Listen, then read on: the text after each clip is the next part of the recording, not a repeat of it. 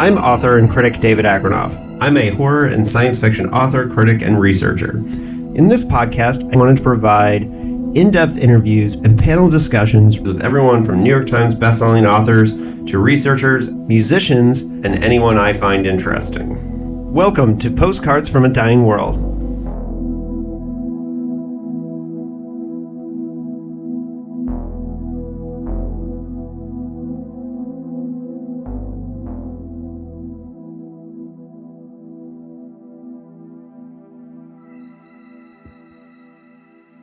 Hello and welcome to another episode of Postcards from a Dying World. This is the 7th episode of the Science Fiction Hall of Fame podcast mini-series.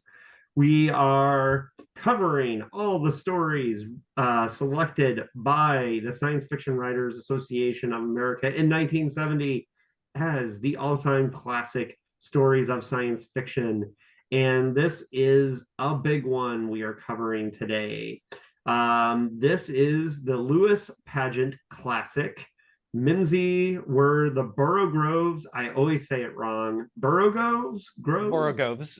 Yeah. Borogoves, yes. Mimsy, written by Lewis Padgett, a.k.a. Henry Kuttner and Catherine Lucille Moore, the married science fiction power couple that wrote under many names, but we'll get into them a little later. Let me tell you who I've got here to cover this story. I had to record a little out of order to make sure I got the powerhouse panel that I wanted for this episode. Beaming in straight from Europe, Cora Buhlert, tell the folks who you are and what you do. You may know her because she is returning to this podcast and to this miniseries. She was on the first episode of this series. Cora, tell them who you are and what you do. Yeah, my name is Cora Buhlert, and I'm from Bremen in North Germany. I'm a writer, teacher, translator, and blogger, and I'm also the Hugo writer Hugo finalist for Best Fan Writer 2022, and I have I've written quite and researched quite extensively on the work of C.L. Moore in particular, and on Golden Age science fiction in general. So yeah, and this is a story which I also like very much. Brian Collins, tell the folks who you are and what you do. You were on the third episode. It would have been the third, yeah. Helen Alloy. You were on Helen Alloy. Also, I was actually on 2 episodes. Tell them who you are. So I'm Brian. I'm from New Jersey, so the opposite end of the country from where David's at, if I remember right. So, I just kind of work in hotels as like my day job, but as a fan, I've been around for the past few years. I write for Young People Read Old SFF, which is a monthly online book club run by James Davis Nichol, who is a Hugo finalist, multi-time finalist. And I also run my own blog, Science Fiction Fantasy Remembrance, which is mostly a review blog. I write a lot for it. I also write, and actually Cora writes as well, for Galactic Journey, which is a pretty elaborate kind of collaborative online magazine where we review science fiction and fantasy as it would have been 55 years ago. So, and kind of young. I'm here in San Diego, Gideon Marcus. So locally connected for me too. Locally connected, yeah. He runs the thing, although there are like 20 people involved. So yeah, I've only been active in fandom for like a few years now, but I think I've already made not like a name, but I think I've covered a bit of ground to myself, a little bit. So yeah, I've been on this show Sci-Fi before. Remembrance is one of my favorite blogs. You are both experts I love to call on, guests I super respect. So I'm very excited that you're both here to talk about Mimsy Were the Borogoves. Groves. You keep saying Groves. Just call it Mimsy. Let's get into it. Where did you guys first encounter this story? Starting with Cora. Did you read it in the Science Fiction Hall of Fame or somewhere else? No, I never had the Science Fiction Hall of Fame anthology. The first time I definitely know I read it is when the film adaptation came out, and I think 2009. they reprinted, which was they reprinted, I think it was the Best of Henry Kuttner collection under the as a kind of movie tie-in, which I found in my local bookshop and snapped up, and it had the Mimsy story. But I'm pretty sure I've read it earlier than that. That most likely sometime in the late 80s, very likely in the amazing Donnerboeken bookstore in Rotterdam, which had a big English language science fiction section, which I perused heavily, but only bought something when I had enough pocket money together. But the things, of course, since I only read those books there and don't quite and never owned them, I can't trace it. But I remember when I read it again in this movie tie-in edition, it seemed familiar, so I likely read it somewhere there. Probably sitting on the stairs, which spilled around the central courtyard, because, well, when you're 16, it's 15 or 16, it's quite easy to sit on concrete stairs. And sometimes in the nice leather chairs, but when those were occupied, I just went to the concrete stairs. Brian, where did you first read this story? I guess predictably, I did read it in the Science Fiction Hall of Fame. It was also my first Kuttner Moore story. This was back when I was really getting into like short SF back in like my senior year of college, so circa 2017, 2018. I know that's not a whole lot, like a long time ago, but it feels like a long time for me. So that was my introduction to them, and unfortunately I didn't get to read like a whole lot of them until when I started like kind of binging like magazine issues digitally like a few years ago, because at least this is my experience, the chances of finding Kuttner and or Moore in the wild are kind of low. Their stuff is mostly out of print, and it's not exactly common to find like used collections of their work, and it is mostly short SF that they wrote as opposed to novels. So well, I've been on the hunt for it lately, so I've been finding it. But especially my last trip to Los Angeles, I got 3 Kuttner and Moore books between all the bookstores that I went to. But I know I got Earth's Last Citadel, for example, at the Iliad, and so they're out there a bit in a degree, but people should be seeking out Kuttner and Moore for sure. We'll get more into that. I did not read this story until covering it for the podcast, so I have read other Kuttner and Moore pieces for sure, but this one I had not read it before. And I remember when the movie came out, like some interest, and yeah, but I and really my first introduction to Kuttner or Moore was F. Paul Wilson was selling Robots Have No Tails at Borderlands Writers Boot Camp, like an edition that he did an introduction for at the Writers Boot Camp in 2011 was the first time I ever heard of them. And so it was kind of F. Paul Wilson is one of my favorite modern writers. So when he gave the stamp of approval to Moore and Kuttner, that was a big deal. And I will say that Dr. Wilson has been extremely supportive of the C.L. Moore project, which is a thing I will bring up here in a little bit when we get to her part.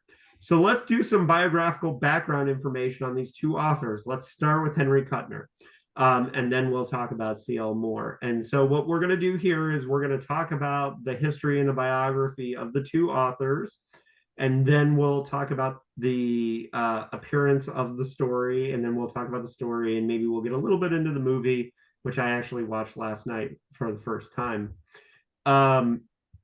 So Henry Kuttner was born in Los Angeles in 1915, and his father owned a bookstore, but he died when Kuttner was 5 years old. So he was kind of raised around literature because his father's brother also ran a literary agency.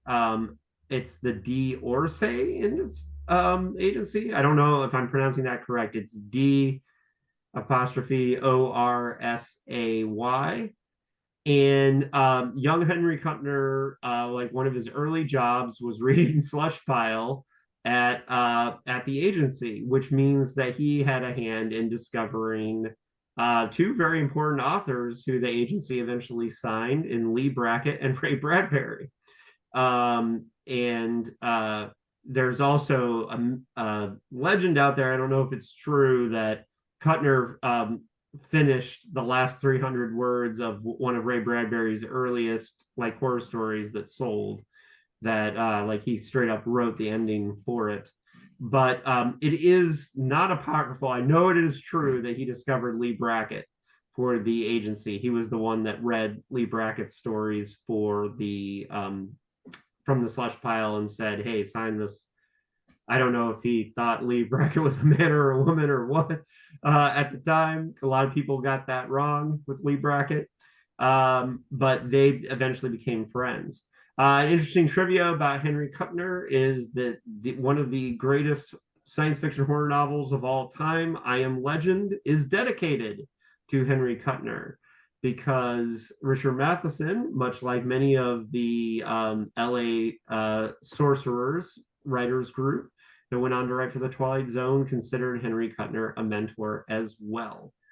And his first short story sale was in 1936 to Weird Tales, and the story was called The Graveyard Rats, which was recently adapted into an episode of Guillermo del Toro's Cabinet of Curiosities. So it got some fresh eyes on it recently. Kuttner mostly lived in California, but through the process of a long distance relationship, which we'll get into in a little bit, moved to New York briefly, and but ended up back in LA, taught writing at the University of Southern California briefly before dying.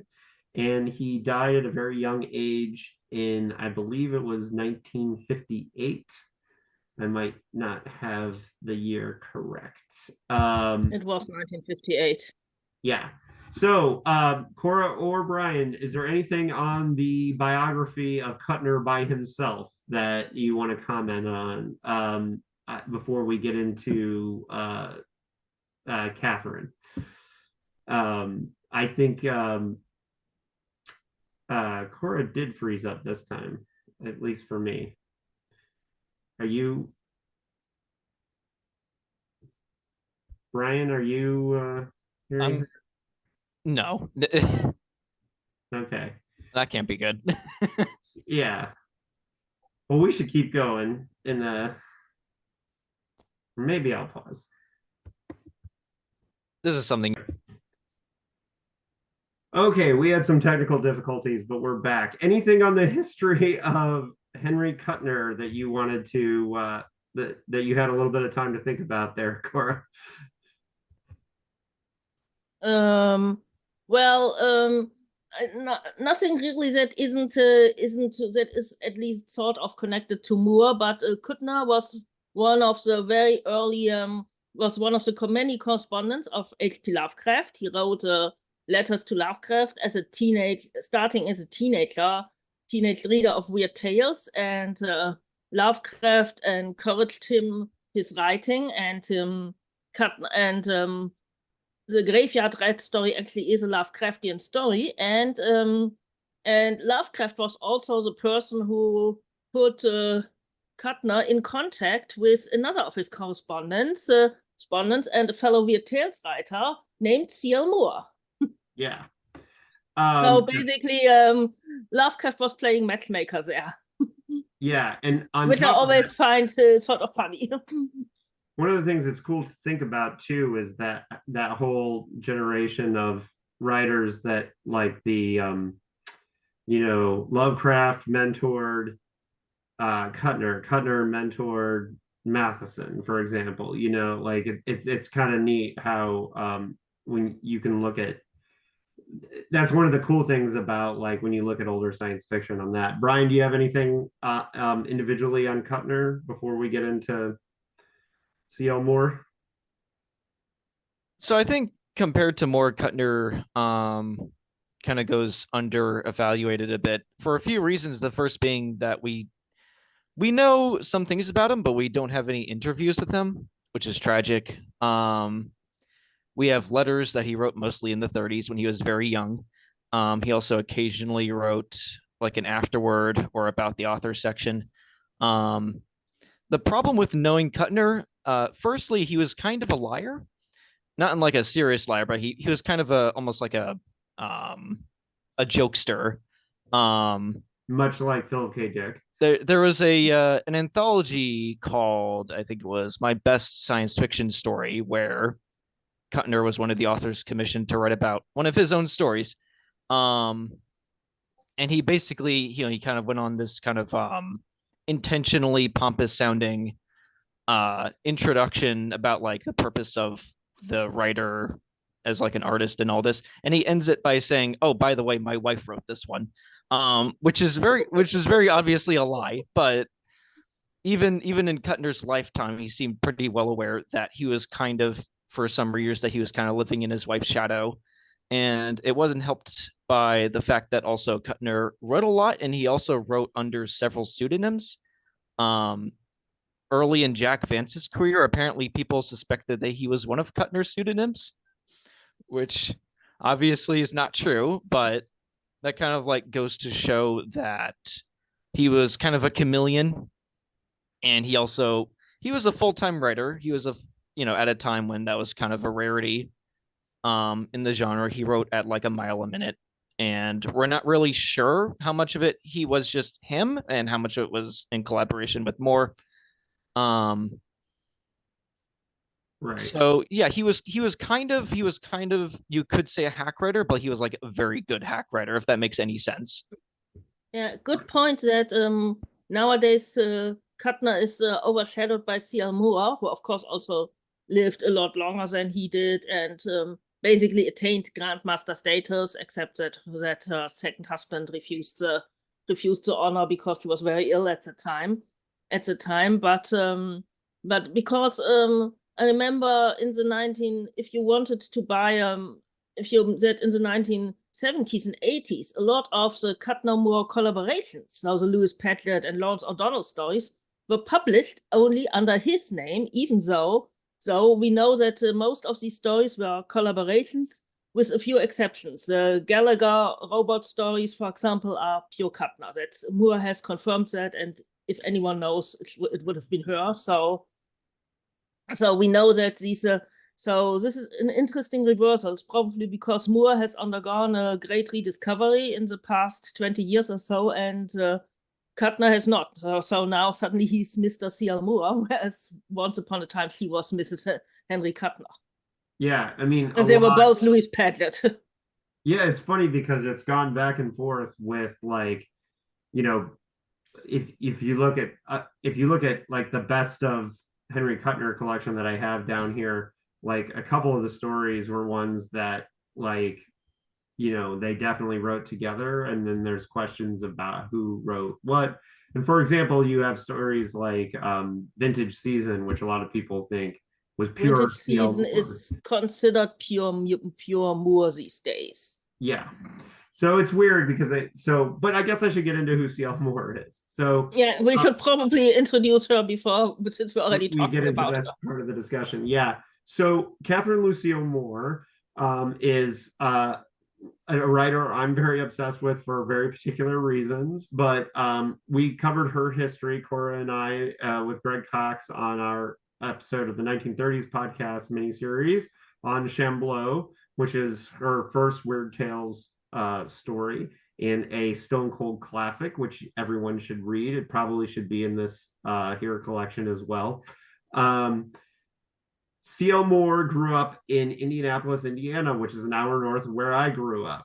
Her college dorm is about a 5-minute walking distance from my childhood home. So like, I take great interest in C.L. Moore for that reason. And I'm currently involved in a project to try and honor her memory, which we'll get into here a little bit because it relates to what's going on. So CL Moore, after she did 2 years of college at IU and had to quit because she didn't have the money for it because it was the Great Depression, and she went back to Indianapolis and got a job at Fletcher Trust, which was one of the largest banks in Indianapolis at the time.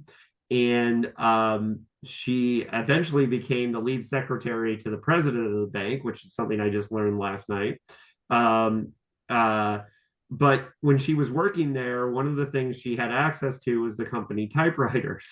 So a lot of times she would stay after work to type up her stories, and then drop them in the mail slot on her way out of work to go back to her home, which was probably about a 45-minute walk from where she lived. And that house still stands today. I looked it up on Google Maps, and it's an old school house, but it's still there. And so a couple of years ago, I went to visit the Fletcher Trust building because it is now currently a Hilton hotel. And when I went there, and by the way, I went to the Ray Bradbury Center that day. That's a whole nother thing. It was a very geeky day. But when I went to that building, I was surprised to find that they've kept the 30s decor of the lobby in the Hilton Hotel. And I was looking around, and all of a sudden I stopped and looked, and there's the mail slot, the same mail slot. Do they have a historical marker or anything on the building? No. I mean, that would be certainly of interest. I think also Hilton would probably enjoy having a historically relevant building. That's my new column on Amazing Stories. Let's put a plaque on the mail slot. That is my current project. It's called the CL Moore Project. So if you want to support the CL Moore Project and sign your name with a bunch of academics and people, you can sign on to the CL Moore Project. You can write clmoreproject@gmail.com and give me your name and title. And I will add you to the list of signatures that are going to the Hilton Corporation. I am working on trying to put a plaque there. And if I can get a plaque there, when we put it up, we'll do Catherine Con in that hotel. That's my plan. I mean, they will probably enjoy that because it means money. I don't know how busy a Hilton hotel in Indianapolis is, well, but if it's on the off season, they're probably happy. If it's an off season weekend, they're probably happy to have a bunch of more fiction ladies and weirdos there.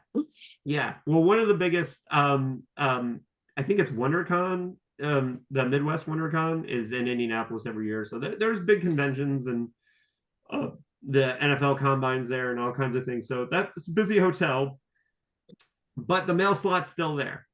And in importance to this story, and I will move on, is that C.L. Moore wrote a lot of letters to H.P. Lovecraft, and there's a book you can get that is all the letters. I am 100 pages into these letters. There's also a bunch of Henry Kuttner letters in here.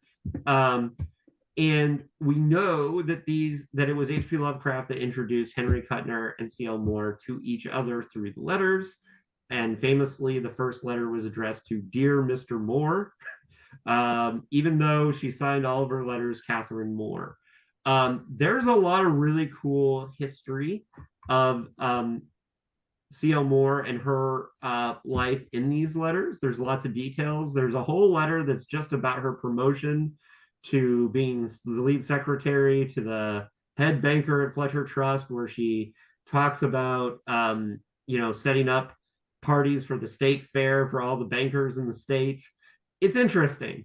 But she also talks about how she learned how to write she used to pick up work, typing after work, handwritten stories for many authors, but H.P. Lovecraft was one of them. And I learned that she typed up Call of Cthulhu, that it was Catherine Moore who typed up Call of Cthulhu. And she has interesting comments in the letters like, hey, I just read this story and I was really moved by this. I was really moved by that.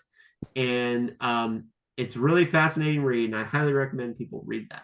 But how it relates is that it could have been that mail slot where she sent her first letter to Henry Kuttner. I don't know. Maybe it makes sense. But I'm really excited about the prospect of honoring C.L. Moore. And so if you want to read more about that project, it is my most recent column in Amazing Stories, my column 25th Century Five and Dime. You can read it there. Cora, you were at Worldcon when this came out. That's why you didn't notice it. You were in con craziness when I posted. Yeah, I was the past 2 weeks were basically back-to-back cons with 1.5 days in between to basically to rest before heading out again. So yes, a lot of the everything else fell a little by the wayside. I will tag you on Twitter with the link to that column, and we'll make sure. I will definitely also share it with other people I know who are Moore fans and interested. Yeah. So I'm working on that, and there may be one of the world's best-selling authors of all time might be signing on to that letter, but until it's official, I am currently working on that. And I doubt we'll get him to Catherine Kahn, but you never know. So if it's who I think it is, he does go to con. It's just a bit of a problem getting him to fill out programming forms. I mean, he was at, if that's the person I think of, he was at Worldcon. Oh no, I'm bigger. Even bigger, okay. Yeah, but like I said, I'm just working on that, so it may but we definitely have somebody who is a fan of Kuttner and Moore in the process. So let's get into the story. Now that we've got the history, I'm going to share screen and we're going to look at the issue. All right, there's all my links. Okay, so let's look at the cover. Also, we should probably say, if you want to read it, the entire issue that it appeared in, which is Astounding Science Fiction, February 1943, is on the Internet Archive. Yeah. So you can read it for 100% free. You can also read The Weapon Makers by A. Van Vogt, which was a cover story that here. Yeah, which The Weapon Makers is a sequel to The Weapon Shop, which was the last episode in this series with total dickhead blogger David Gill and Keith Giles from Quire Books covering The Weapon Shop. And so this is the cover story was the sequel to The Weapon Shop. And so we're still in World War II in February 1943. So coincidentally, that's also another story by Henry Kuttner under his own name in this very same issue. Yep. So Kuttner and Moore were busy, which is also why they used so many pen names, simply because they wrote a lot and basically sort of helped to keep. I think it was a bit going after this that they used the Padgett, and also Kuttner had a story under his. I mean, it's complicated because I think in this year alone, I think Kuttner and Moore appeared in almost every issue of Astounding, and in a few of those issues, there was more than one story, so they were kind of omnipresent almost. And there's a good reason why. There was quite a few of the regulars in the different science fiction magazines that were caught up in the war, whether they were. I mean, Heinlein basically took who was an Astounding stalwart, took an extended break to work for the war effort, so he wasn't actually and Isaac Asimov, who was terrified of being drafted because he was pretty sure he would not survive, especially if he got captured. Was also working at the Navy Yard, and I think had only one story this year, a fairly forgettable one, which nonetheless made the retro Hugo ballot because it's even though it's one of the most it's Asimov, but it's one of the most forgettable Asimov stories, which has very few reprints for an Asimov story, but he still made the ballot. Incidentally, so, lots of people were not there. Incidentally, Heinlein, Asimov, and L. Sprague de Camp, they all took a hiatus from writing. They Yeah, also worked the at the camp was same. also gone, of course. Yeah, they also worked at the same naval yard, so that's interesting. We actually have pics of all three together. As did Ginny Heinlein, or the future Yeah, The future Heinlein. Mrs. Was Heinlein. not married to. They met there actually. Yeah, and many authors were actually fighting in the war. There was, for example, one of the weird connections is Richard Matheson was a bombardier, and the same air raid campaign that. Yeah, you're just making me kind of dislike him now, but okay, Well, yeah. that wasn't. Sorry, I have an issue with sorry, but I have real massive issue because of the terrible bombing rates in Germany. Well, I have sure. a bit of a massive issue with people who were, especially Hal Clement, who apparently bragged about that at the Heidelberg WorldCon in 1970, which where I'm sort of surprised he didn't find Matheson someone never bragged about it. Matheson had nightmares about it, actually.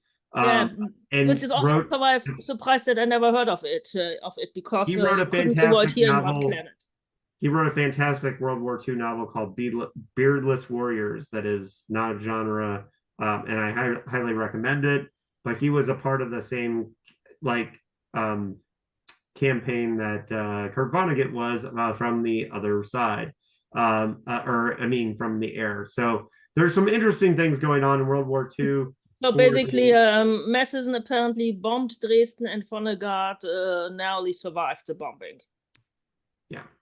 Well, and so it's an interesting time for writers because a lot of writers were either part of the war effort or in the war. And I know PKD had complained about the output during that time, that a lot of authors were not working, but at the same time, a lot of his favorite authors continued to write. So I'm not sure. I'm actually surprised Kuttner wasn't. I mean, I know that the US had a fairly narrow window of people they drafted, but Kuttner would still have. I mean, because basically my baseline is Germany, where they basically everybody from 16 to 60 or 65. So I have every male person who was not needed somewhere else to work in a factory or guard prisoners or work in or do important office work that could not be trusted to women. Women, pretty much everybody was drafted towards the end, so that's always my baseline. But Kuttner is still, I would suppose it's how old would he have been? He would have been in his mid-20s, so he's still at about the age you'd think he might have been drafted, but apparently he got lucky. Yeah, I'm not positive why he didn't. One other story in here that I want to comment on is Flight into Darkness by Webb Marlowe, which is a pen name for J. Francis McComas, who would eventually go on to be one of the founders of the magazine of fantasy and science fiction. So I didn't read the story, but it's just interesting he's there. It's a pretty good story, actually, considering it's very overtly like World War II era propaganda. It's actually very readable. I didn't even know that McComas wrote fiction. I just knew him as an editor, but most of the editors started off during that era writing. So let me pull up the actual story. And also, Mimsy Were the Borogoves takes place in 1942, although I don't think the war is mentioned. I don't think there's a single, which is actually, it's kind of odd because because basically we get this very, very suburban, middle class academic family idol in the middle of World War II. So, and it is explicitly set in 1942. So yeah, one thing it was I guess. Well, it was published in early 1943, so it's basically. So it would have been written like a year prior. Yeah, so it would have been written a few months prior. So it's basically set, at least the main part of the story is set to when it was written. Which is interesting because it's interesting because World War II had rationing, and one of the things which was hit by rationing were toys. For example, metal, because it was needed for the war effort, most toys were wood at the time. This is I'm also a toy collector, which is why I know a little bit about toys. And even in the US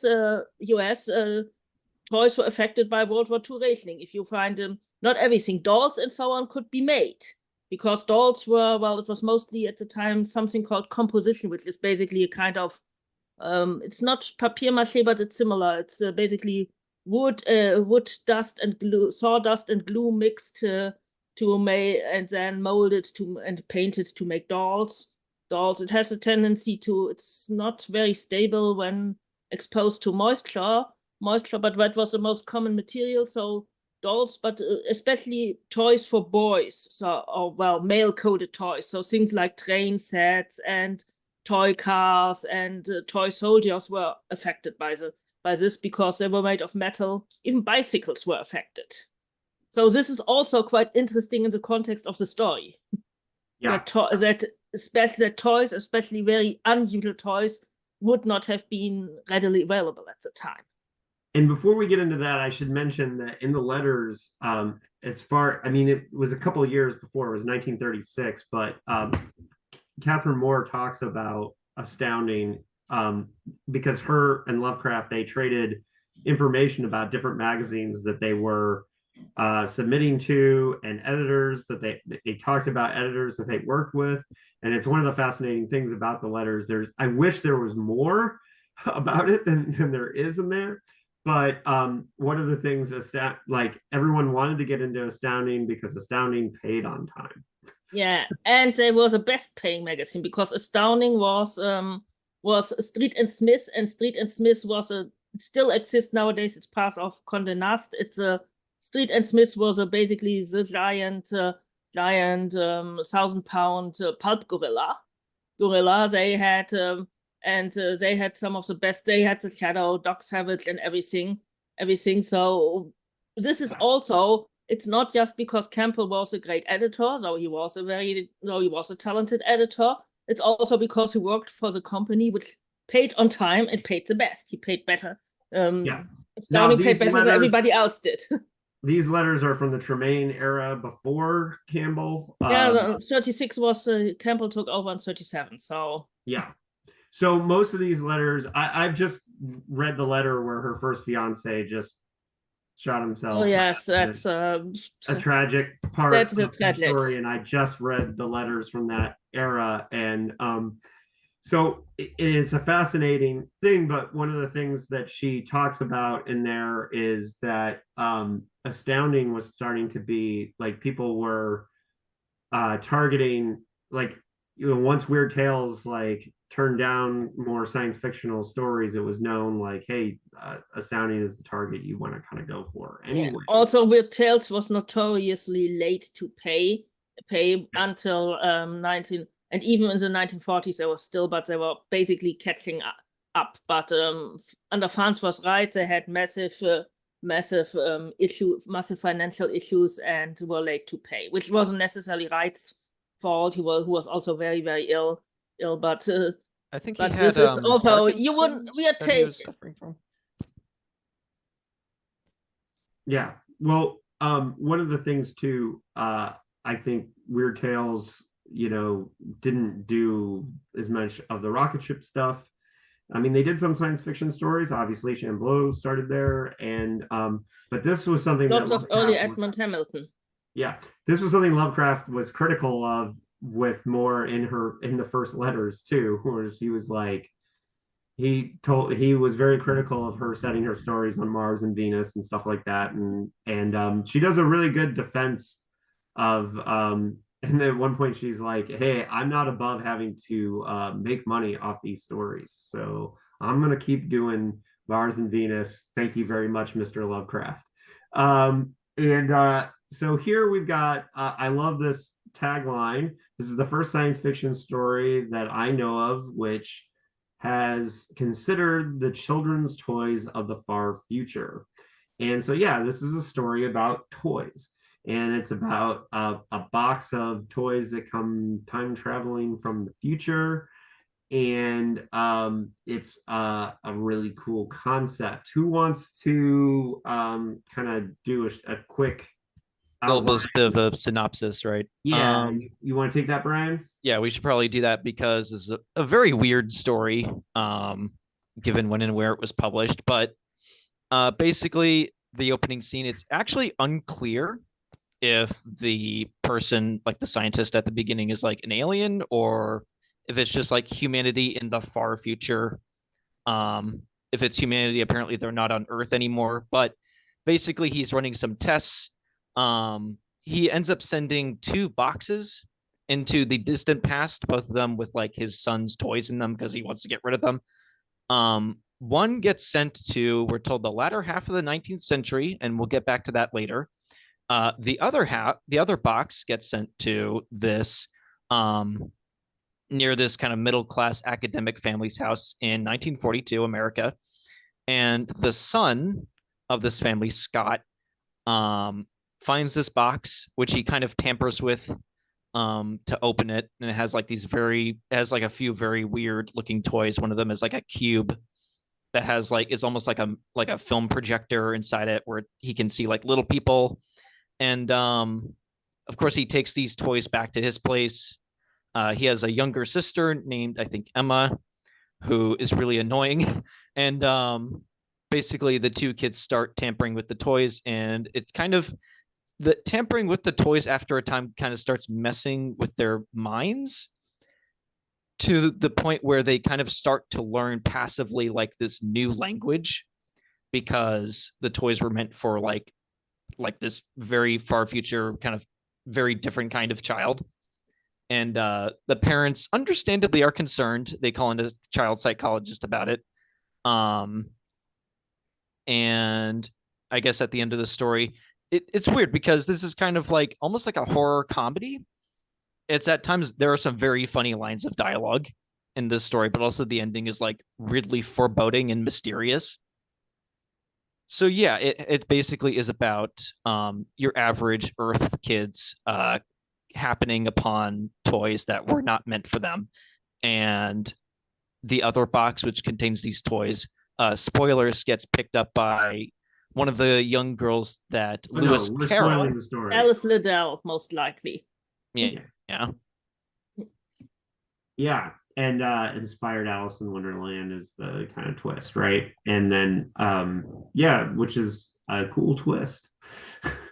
It's a neat twist. I think this is actually in the anthology. This is the first story to use intertextuality as a technique because the title is a reference to Through the Looking Glass, and also there's a pretty explicit, although like if you had never heard of Alice in Wonderland before, you might not pick up on it. Where Lewis Carroll actually shows up as a character at one point, which is kind of audacious, but it works. No, it's really neat. And I don't know enough about I didn't know that Mimsy was a reference to Alice in Wonderland, so it worked for me. Which the pulps are often called subliterary and literature for barely literate working class people, but there are a lot of literary references in many pulp science fiction and fantasy stories, especially with more, I think, even more than Kuttner, if you look at the solo work, because there are a lot of references. Here we, of course, have the big reference to Alice in Wonderland and Through the Looking Glass, which I think was also probably better known, even better known. It's still a very well-known story today, but I think even more people had probably read it in childhood in the 1940s than today, where it's, I mean, I first actually encountered the book as a literary classic in university, which is when I first read the actual book. Of course. Yeah, I mean, I've straight up read Alice in Wonderland, but it was like probably 35, 40 years ago. So it just occurred to me. There's also another literary reference to a book called, and I had to look this up because I did not know it either. It's briefly mentioned. It's called High Wind in Jamaica by Richard Hughes, which is a kind of proto-Lord of the Flies story from 1929 about a group of children who accidentally wind up being captured by pirates, and well, things get weird from there on. It was apparently hugely popular into the 1950s and filmed in the mid 1960s, but it's actually still in print. You could buy it. Because I'm intrigued now, but it's probably no longer really as well known because it's kind of disturbing since there are what we would know there are relationships between the pirates and two girls who are very, very definitely underage. Right. And I I don't know, it's part of the whole thing of we know more about C.L. Moore now than we do Henry Kuttner, but I can tell you from the letters that, she and Lovecraft were definitely sharing all kinds of talking about different literary influences in the letters and trading back and forth recommendations for like deep cut fiction and so a lot this of isn't the first time I had to look up some fairly nowadays forgotten piece of literature because it was referred to in a Moore or Kuttner and Moore story. Yeah. Also, weirdly, there's a debate about who caused the Revolutionary War in the letters, which is very strange. But I mean, Lovecraft letters are always very fascinating reading, full of completely weird tangents. Yes, that was one of the weirdest tangents. But there's also all kinds of information about what it was like to go to movies in the 30s in Indianapolis. So that's interesting to me too. Yeah, so one of the things I think is so cool about this story is I think it's very it has it is definitely an idea story, but I think the writing is very fantastic. The prose is great, and the characters are actually really strong. The fact that Brian is so annoyed by Emma is an example that the characters are well written. That the kids, and which is the kids feel like real kids, like actual kids, which is they feel like actual they were parents.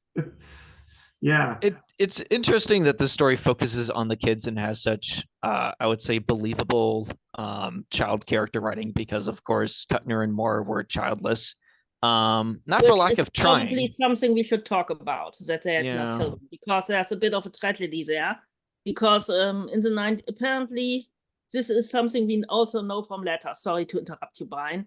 But in the early 40s, Kuttner and Moore were trying to have they, I think, got married in 1940, and they were trying to have a baby. But C.L. Moore had fertility issues, and she had apparently multiple miscarriages, which we mostly know from letters written by John W. Campbell, who casually mentioned like, oh, C.L. Moore is hospitalized for pregnancy difficulties and something like that. So they never had. And I think this story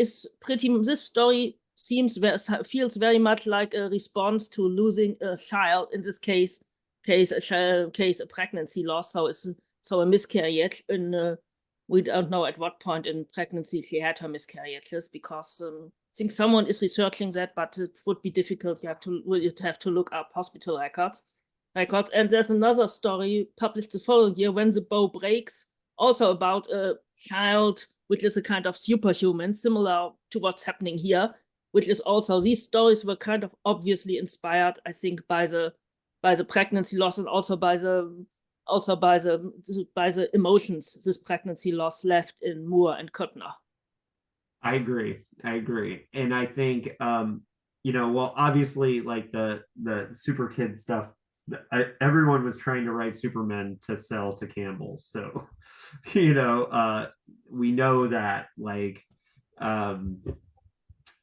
but I think, yeah, it is interesting that, we don't know how much they were aunts and uncles and how much they spent time around kids. Like we can't say, but it's obvious that they wrote pretty good children in this story. And my wife and I never had kids, but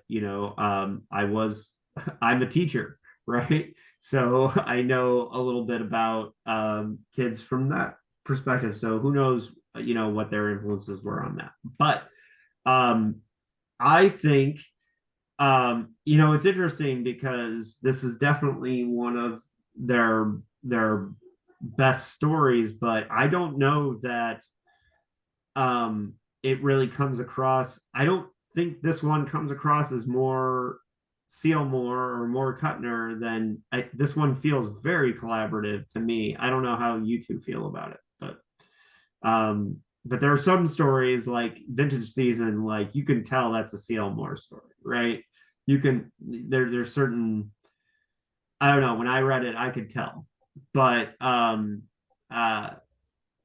I don't know. This one feels collaborative to me, and that may be I'm maybe in my imagination. Do either of you have any thoughts on the what we know about the collaboration level of this one?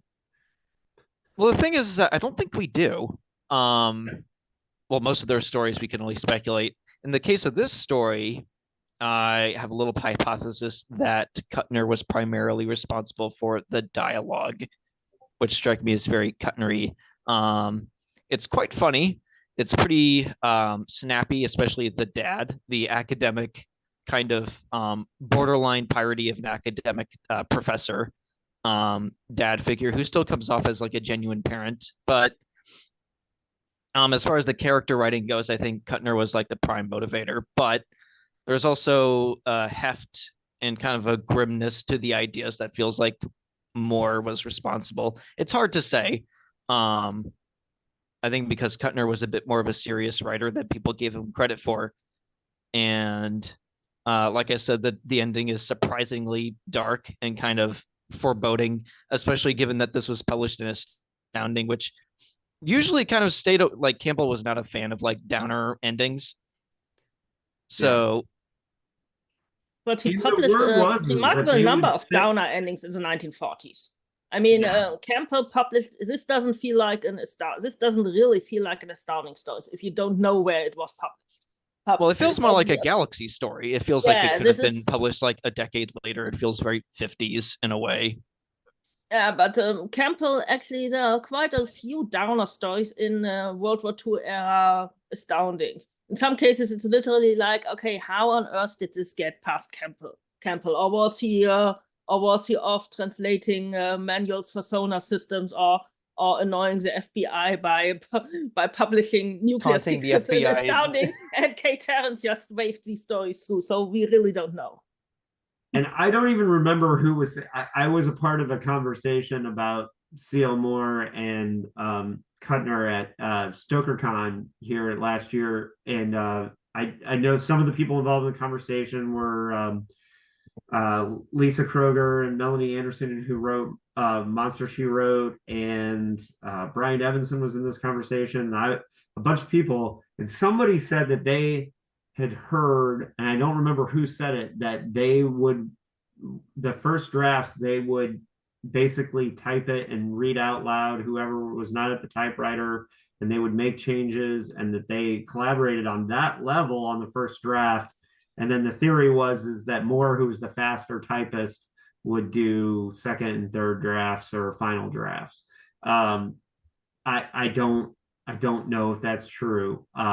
This was just said in a conversation, so I don't know if. What I've heard is that they basically one of them said at the typewriter was typing while the other was doing something else around the house, and when the person at the typewriter got up to get a coffee or get the mail or go grocery shopping, then the other one would take over, which is why they feel rather.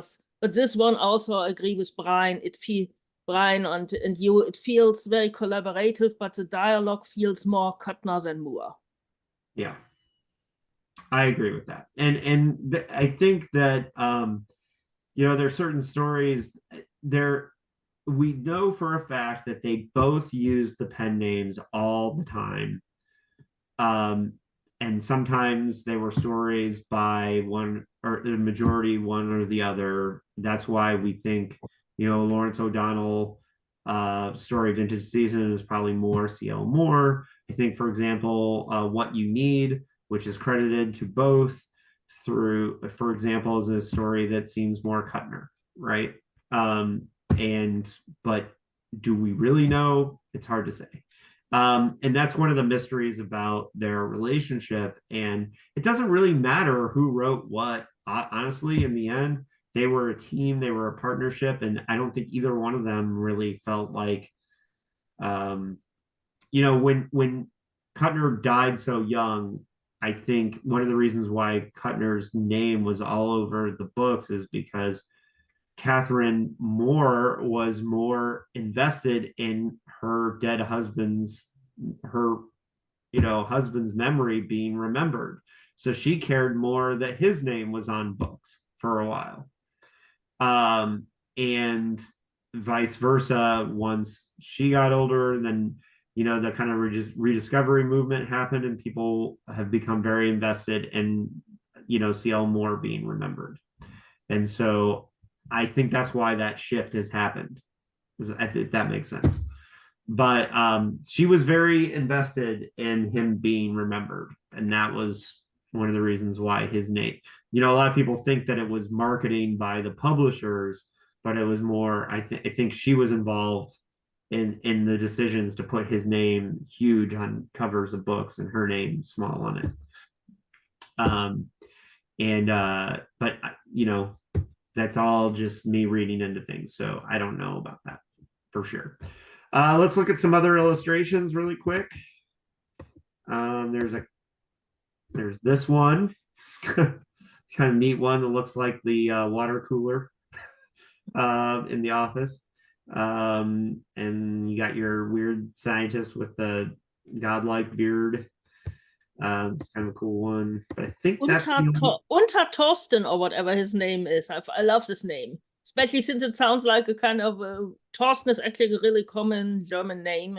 When I was growing up, it was a common name in the 60s, 70s, and early 80s. So basically, this guy's name sounds like below Thorsten in German. So yeah, I just find it funny. And here's an ad for Pepsi Cola that ends it for an energy drink. Yeah, which is really, really weird, especially given after this story. Yeah.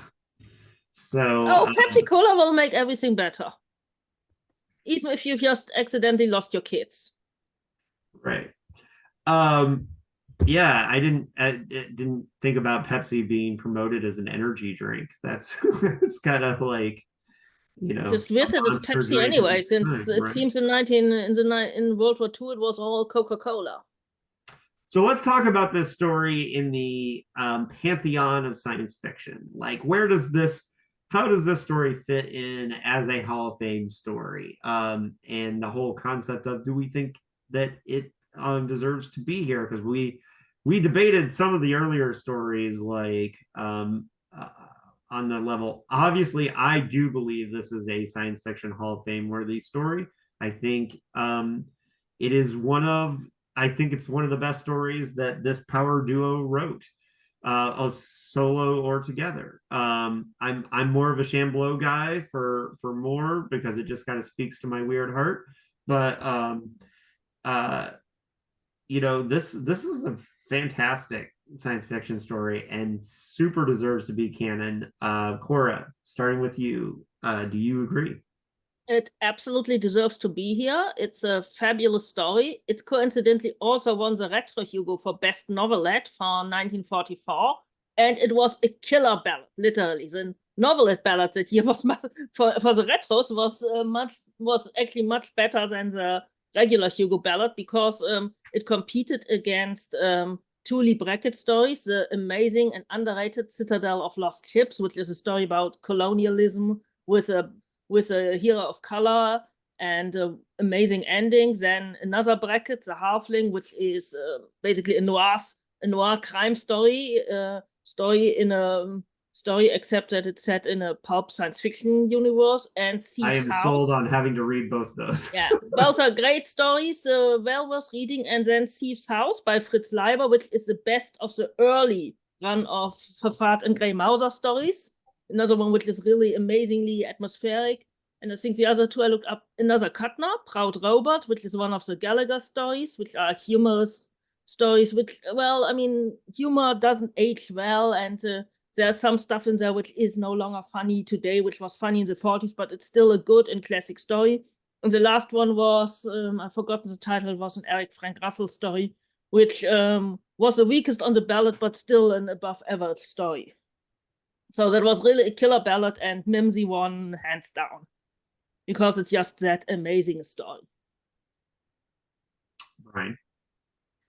So this is one of the stories that actually, when the SFWA did like a voting on, like, I think it was the top 15 stories that they think had to be included in the anthology. This was one of them, in like the bottom half.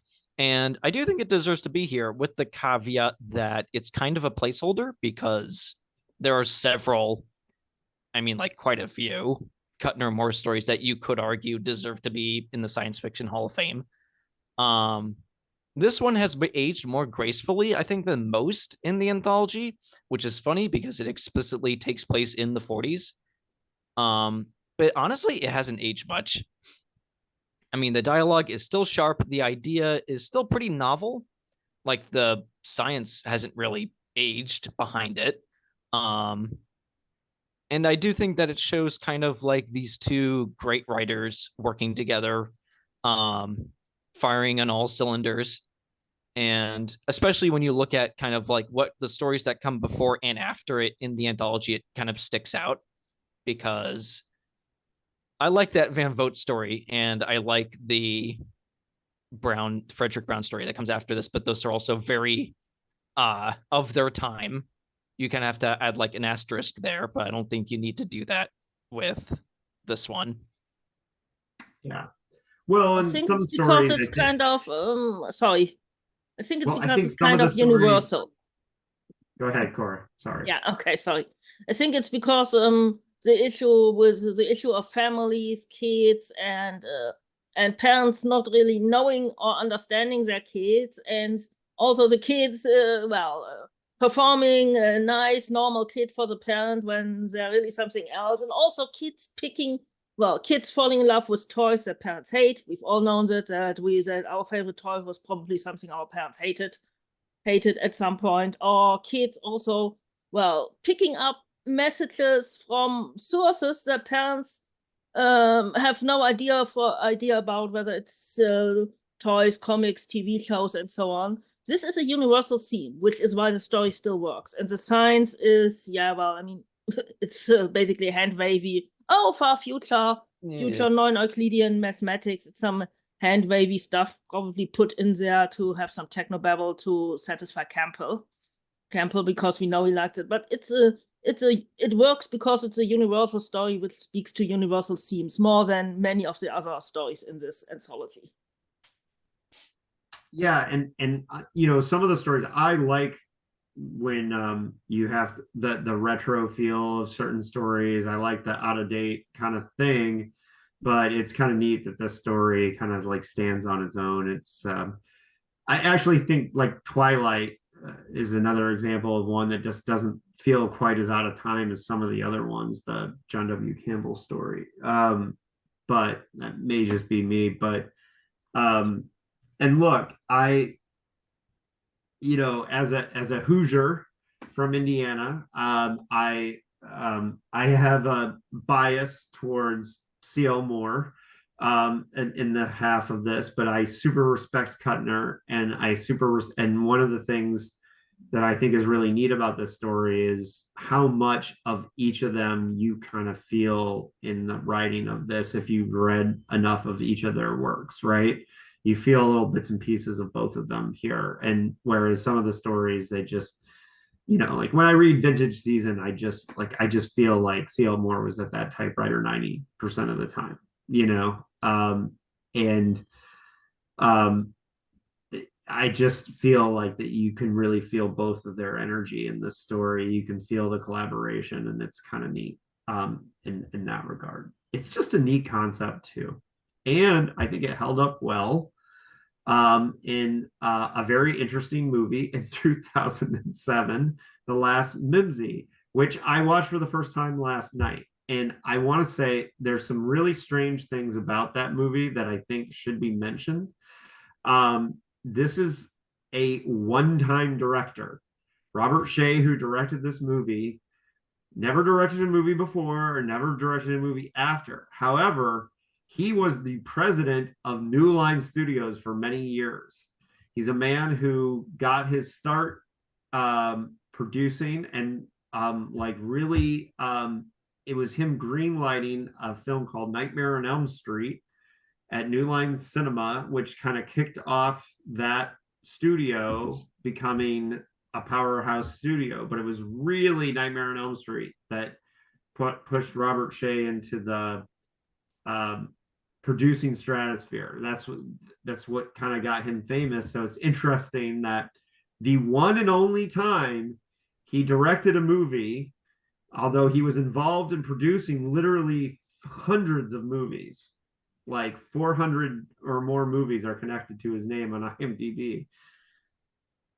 The one movie he made was The Last Mimsy for whatever reason. And I did not find a lot of quotes about why he chose that this was the movie that he was going to make.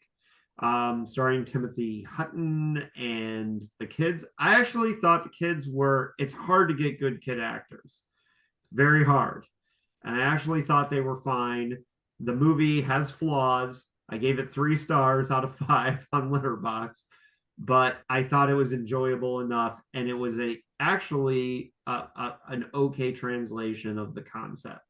And you can actually see the short story being honored, even though it was adapted 50, 60 years later, which is saying something, which says something about how timeless the story is a bit. Did either of you watch the movie, or was I alone? No, I actually totally forgot that it existed. And also, this is like the kind of story that feels like it would be more fitting for like a half-hour Twilight Zone episode.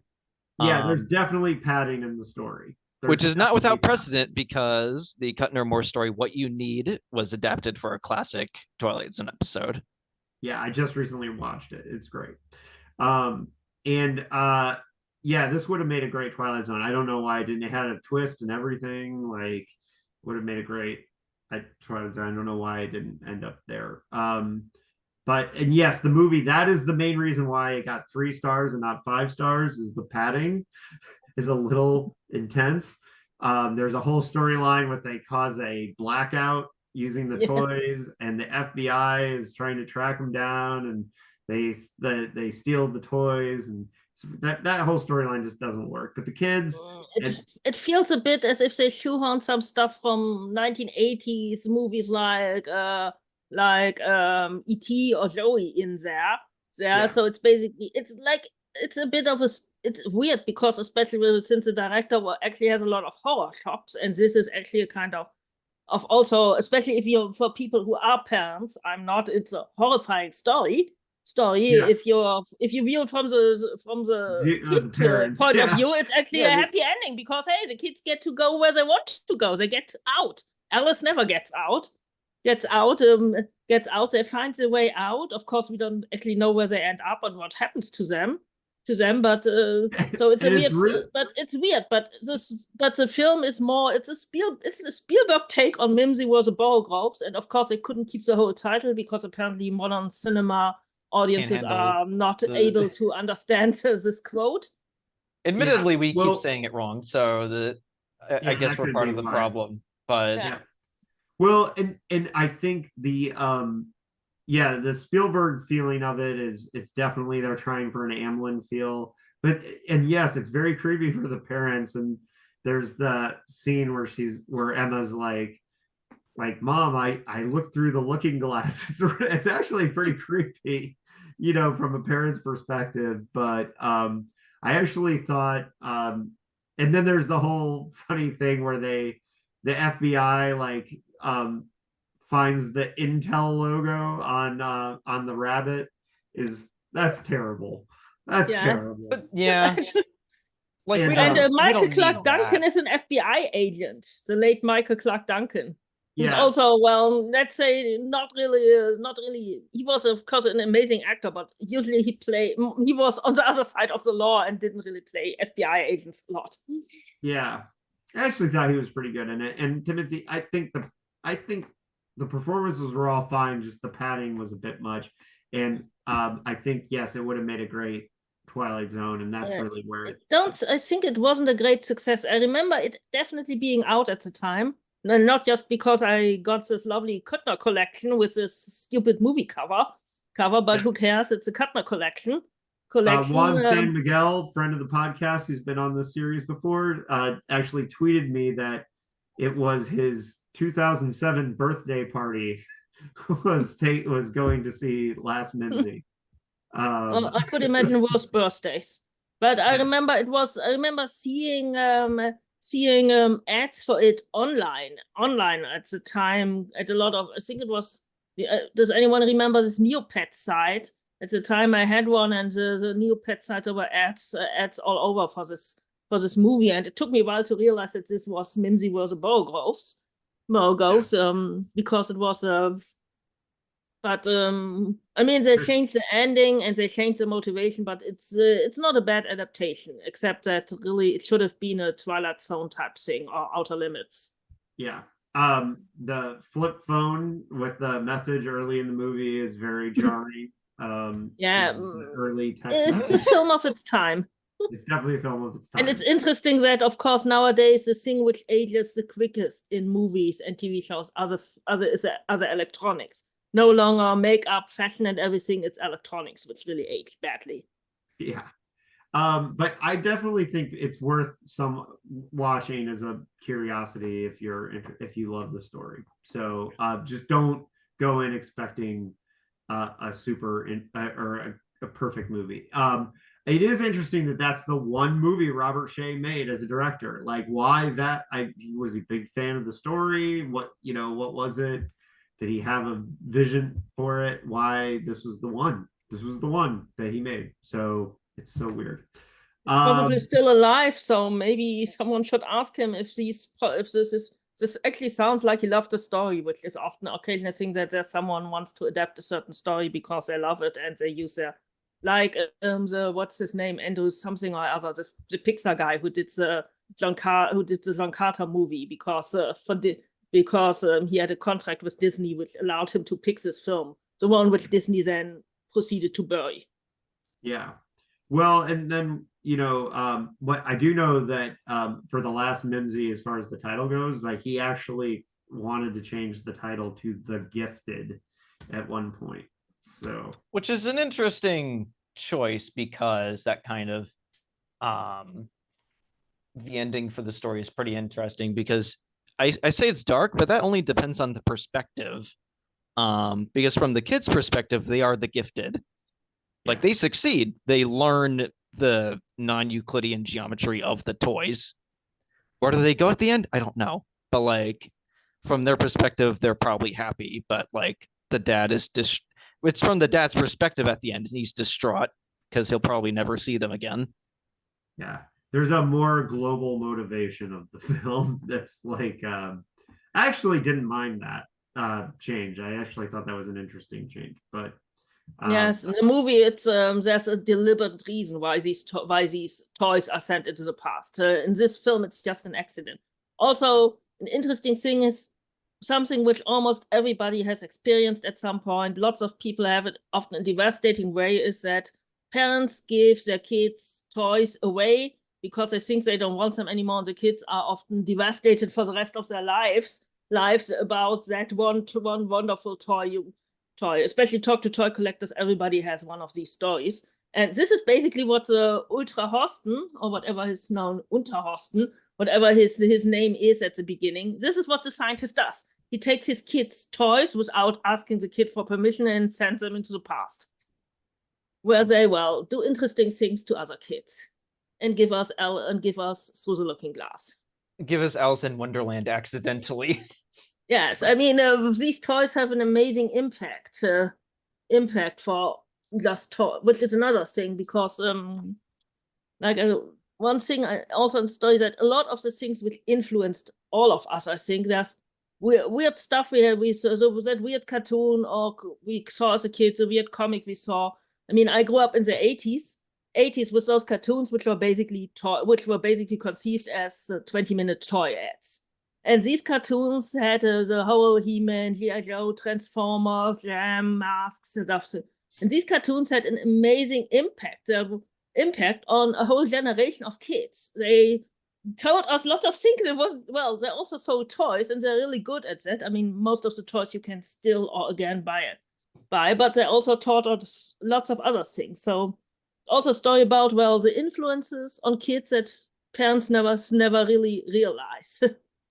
So it's also interesting that because the toys are explicitly educational, and child psychologists and educators and also parents often overestimate the impact of education.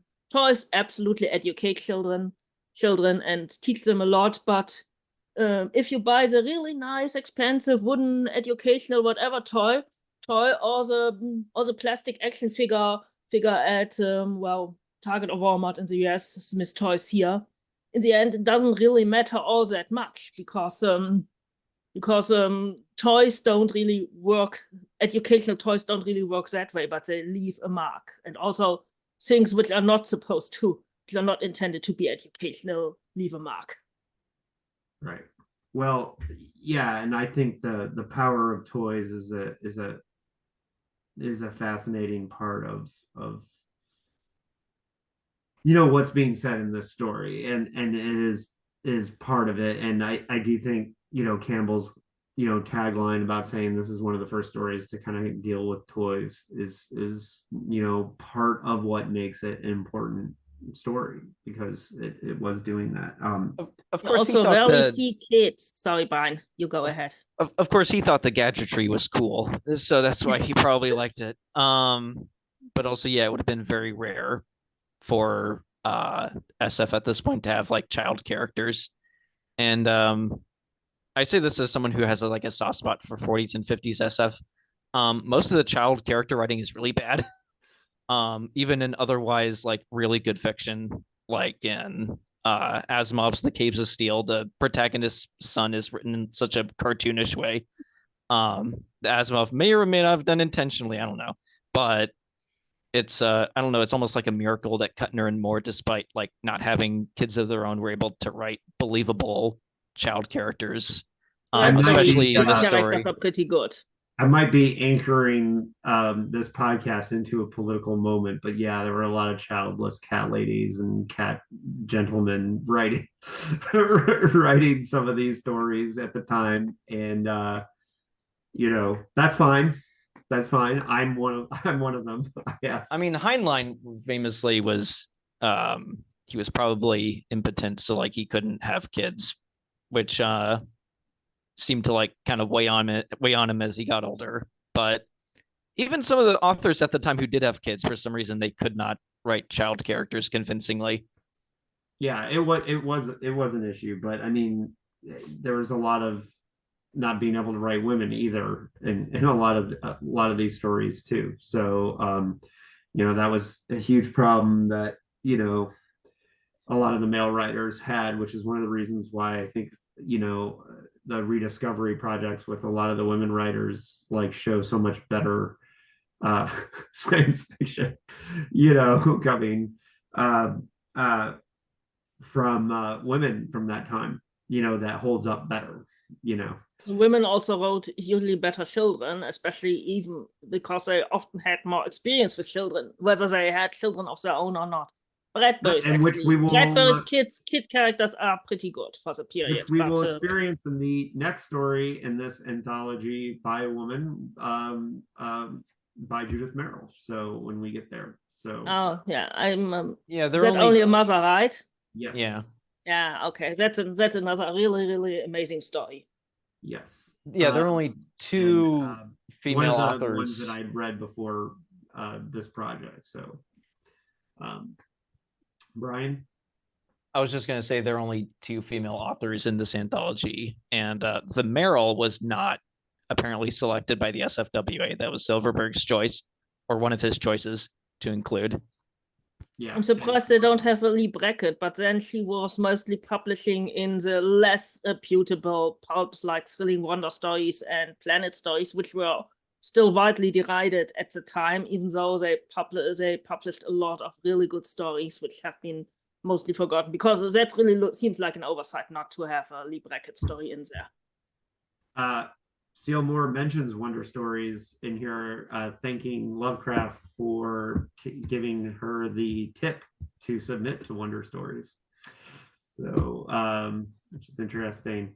Yeah, I mean, I could go on and on about like, and I do want to put a shout out again for this book. I can't say enough. There's also a lot of, she sent a lot of poetry to Lovecraft, and there are just like some really neat things in here, and you can see like my copy has got all kinds of highlights from like finding some of the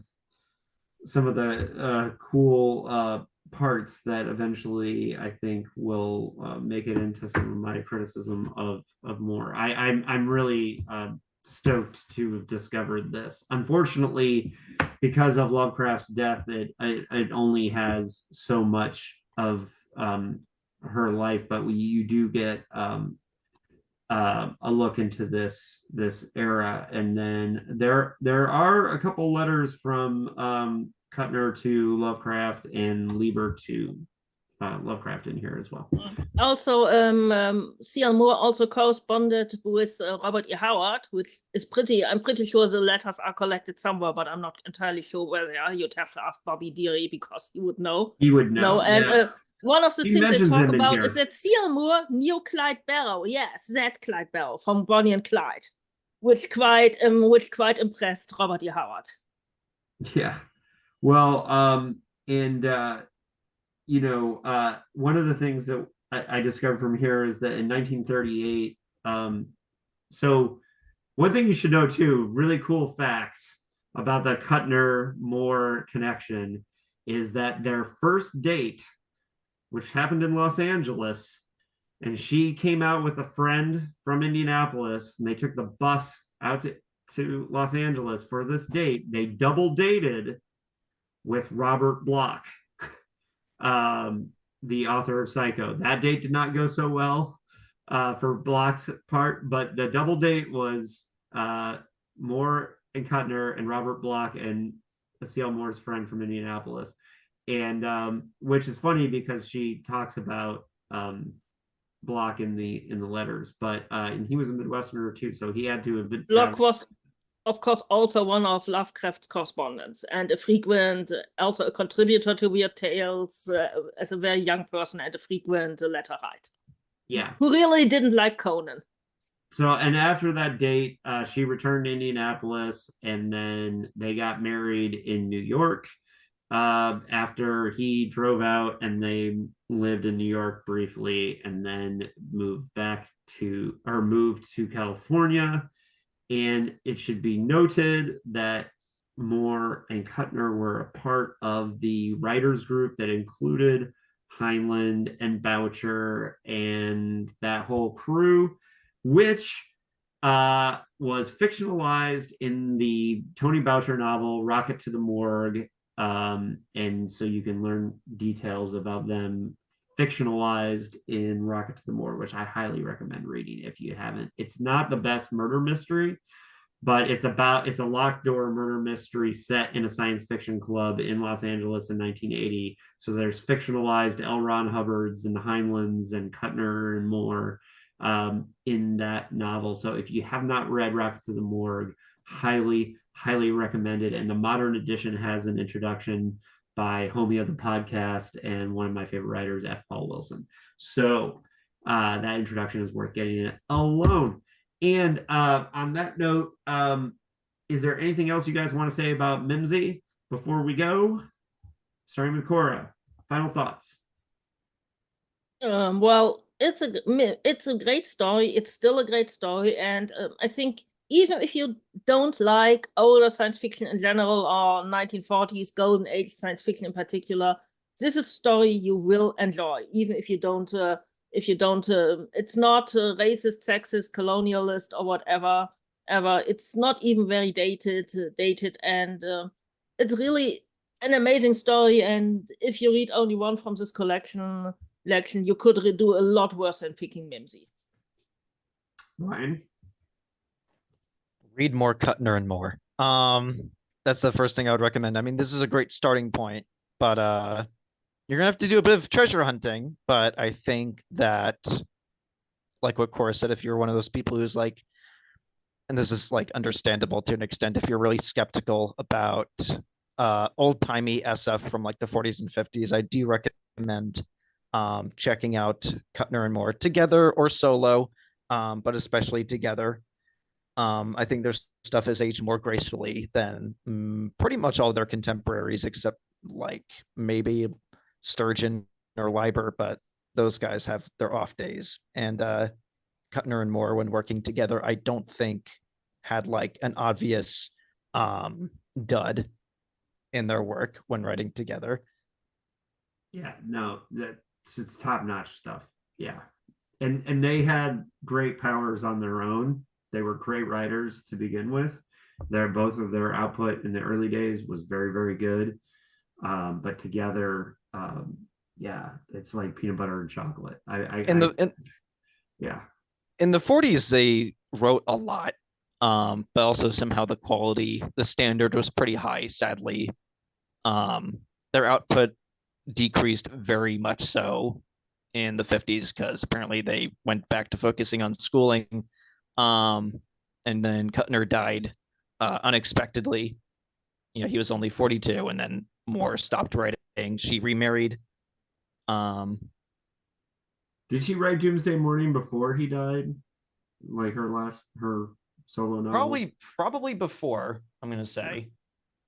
And that is a strange book. I'm not super big fan of it, but I might need to read it again. But that is a strange book. And by the way, there's a very famous modern novel that became an HBO TV series that sounds a little similar to me to C.L. Moore's Doomsday Morning, and that's Station 11. The whole like traveling theater troupe in the post-apocalypse seems a little familiar to me to the C.L. Moore concept. And Doomsday Morning, although Doomsday Morning is a strange out of date novel if you've never read it. It is really a product of its time. It has not aged well, but it is it's also one of the few which are still in print. Yeah, you can buy Doomsday Morning easily. It's I think the Galactic Fantasy or Science Fiction Masterworks series has reprinted it, so you can easily buy it, at least in the UK. I don't know about the US. This is easily available too. I bought this brand new and highly recommend it. This is one of the best for C.L. Moore's individual stuff. And then I had to buy this one used, but this Best of Henry Kuttner from the 70s with the Ray Bradbury introduction. Mimsy is in here, but I think this is a really great-collection. It also has, I think that's the one that I have with a movie tie-in cover. I think it was a reprint of the Best of Henry Kuttner collection. Yeah, and yeah, Mimsy kicks it off. So it's the first story. And then What You Need is the last. That was and was quite common for a time. Also, there's a lot of Philip K. Dick collections which are movie tie-ins, which are basically just random Dick stories collected and tied to one of the Dick movie adaptations. Yeah, also, this one is out of print, but it's not exactly hard to find. If you want to do a crash course on their short works, which I do think is their best stuff, I recommend Two-Handed Engine, which is a 900-page monster that collects a lot of kind of the essential works from them separate and together. Although I don't think it has any Juril of Jory stories in there, which is crazy. Stories have been reprinted fairly often on their own, so they're not hard to find. Those stories everything are is on the Internet Archive somewhere. Yeah. I found this one for $3 at a used bookstore in walking distance from my house recently, and this one has it's called No Boundaries, but it has Vintage Season. This is where I read Vintage Season in recently, which I recently reviewed, and it has Two-Handed Engine and The Devil We Know, which was turned into a Tales of Tomorrow as well. So which I intend to watch soon. it's one of those projects that I have. So you can find this stuff, you know, $3 at Verbatim Books in my neighborhood just recently. So And also, with a few exceptions, pretty much all of their stuff was published in the magazines, which you can find on Internet Archive. You can find scans. ISFDB, the Internet Speculative Fiction Database, is your friend, so you can look up where this stuff was published if you like really don't want to spend money. You want to find them online. Yeah, and I had some other weird editions. I found this weird one of Northwest Smith from, I think this is from the 80s. But I mean, look at the dress Chamblot's wearing in this one. I think this was actually the edition where I first read the Northwest Smith stories. So this was yes, it's 1980s. I would have probably found it at Donna Buchan because the cover 81. rings a bell. The wonderful Donna Buchan shop in Rotterdam, which still exists, even though they have a different building now, and no longer these spiraling staircases. Look at this look on Northwest. Yeah, he's 19. But I mean, this is another legendary thing. Hero of the Spaceways. He's a Northwest Smith is the original space rogue. He is the guy. He is the progenitor of Han Solo and Malcolm Reynolds and all of the space rogue, and book from Star Trek Discovery is all the descendants of Northwest Smith. And just as all of the Sword Women, the Xenas and Shiras and Telas and so on, they're all the descendants of, and Red Sonja in the comics are all descendants of Gerald of Jory. So basically, C.L. Moore gave us two absolute genre archetypes, which few people managed even one. Yep. Also, I forget what the name of the story is.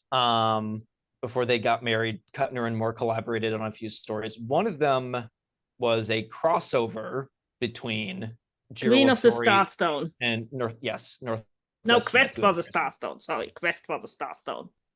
Yeah, I think that one's in this one. But yeah, it's not in all of the collections. If you have the full Gollans, Gerald and Northwest collection, it's not in there. It's the only one that don't. You know what's fascinating about this edition is that there's no table of contents. Oh, that's great. There's a Gollans edition are weird. I'm glad that. Oh no! It has sometimes weird. It does not have the one that it has the one that she wrote with Forrest J. Ackerman, the Nymph of Darkness. So that's the collaboration that's in this one. But Quest for the Starstone is not in a lot of the. I have no idea why it's not in the collection. It couldn't imagine it being a rights issue, because basically after Kuttner died, Moore inherited the rights, and Moore's stepdaughters from her second marriage are now the rights holders for both of their work, basically, until Kuttner's falls into the public domain when 70 died. It's 70s, well, fairly soon at least, since he died so young. Yeah, and just I think in like 4 years his solo stuff at least would be public domain. I think that's how it works. Yeah, so it's life plus 70, plus unless it's something which was published. Okay, not necessarily. Some of the Conan stories are, but the Conan stories are also protected by trademark rights, because also, basically Howard has been dead so long, everything should be public domain by him. And also, you can already find a few of Kuttner's stories have already fallen out of copyright. So if you're curious, because they weren't renewed. If you're curious, you can find them on Project Gutenberg. That way. Or just use the Internet Archive, which has most of the magazine appearances. All right. Well, yeah, folks, you can tell this crew could nerd out about paperback. We could go on for a while. Yeah, for quite a while, and how to find this stuff. But let's look, the bottom line here is both Kuttner and Moore are writers who we need to preserve and remember, and that's one of the reasons why I do these episodes is is to preserve this history, because I find it important. Yeah, I will continue to look for reasons to cover them on the podcast. May do an episode in the future about vintage season, which I loved. But at the same time, people can, for all of our work, we're all writing about Moore and Kuttner, and I do it on Amazing Stories with my column 25th Century Five and Dime. The last episode or last article was the C.L. Moore Project. So please share that, get it out there, and drop me an email if you want to co-sign the letter. You have a little bit of time before I submit it to Hilton. And then on that note, I'm going to shout out the next article of my column is going to be on the unofficial Games Machine trilogy, which is A.E. von Vogt's World of Null A, Philip K. Dick's Solar Lottery, and Barry Malzberg's The Gamesman. And it's an article about how you can read all three together to see three generations doing the same story, basically.